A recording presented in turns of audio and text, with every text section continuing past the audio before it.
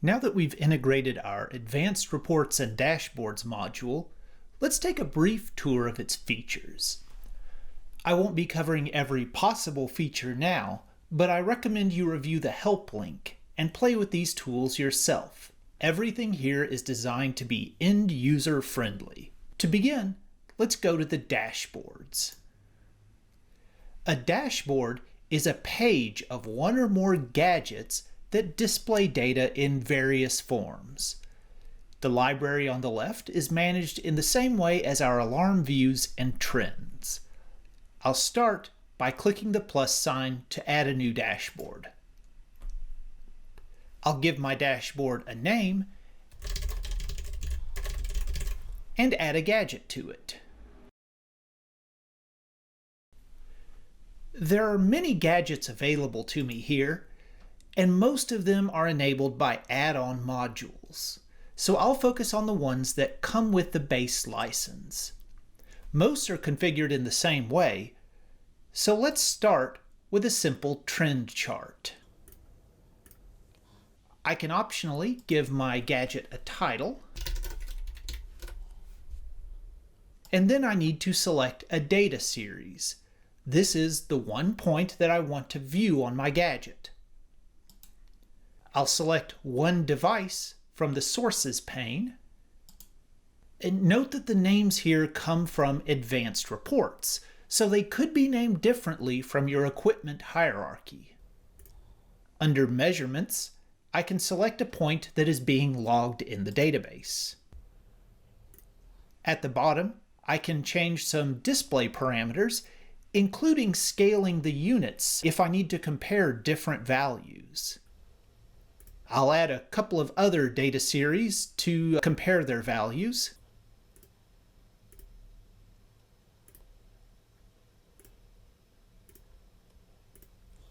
Next, I'll select a time range, though we'll see that this can be changed later.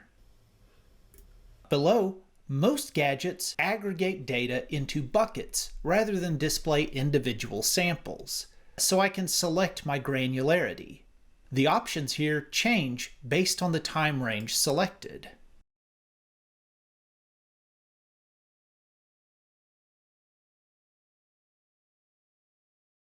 I have more graphical options that I can configure. And then I can add a target line. This is useful, for example, if you have an over-demand penalty. The target line allows you to track whether you are nearing the penalty line before an alarm would trigger. Once finished, the new trend gadget will be displayed on my dashboard. I can quickly resize it, change the time range, copy the gadget, or export its data to a CSV file.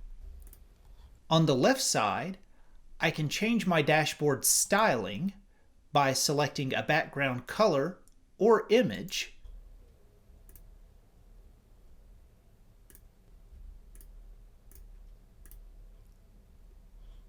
as with the other tools, my dashboard can either be public, viewable by everyone, or private. Once I save my dashboard, I have a few more features. If I hover over a bar in my gadget, I can see the exact value at that time. I can also maximize my gadget over any others that might be in the window.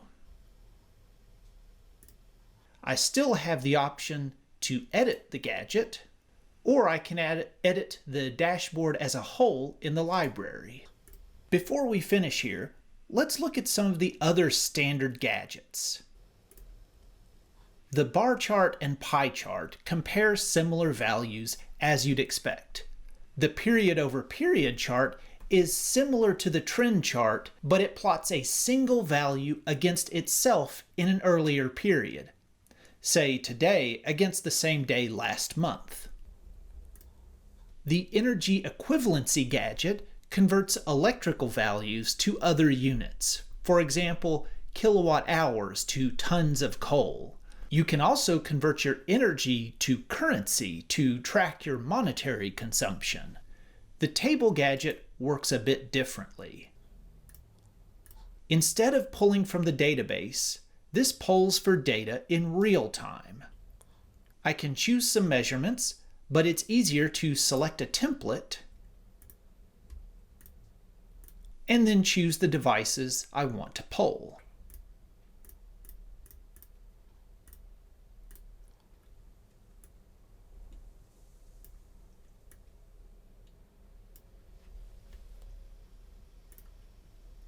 The last gadget is the web viewer. This allows you to pull up any page that is accessible to the server and view it in a dashboard. I've used this to display weather data or a BMS page directly in my project. We've flown through the basics of the dashboards, but I highly recommend you get your hands on this tool directly. Dashboards are designed to be easy for anyone to put together their own useful views and delete them when done. Next, we'll see how dashboards can be distributed to users without needing full access to the project with slideshows.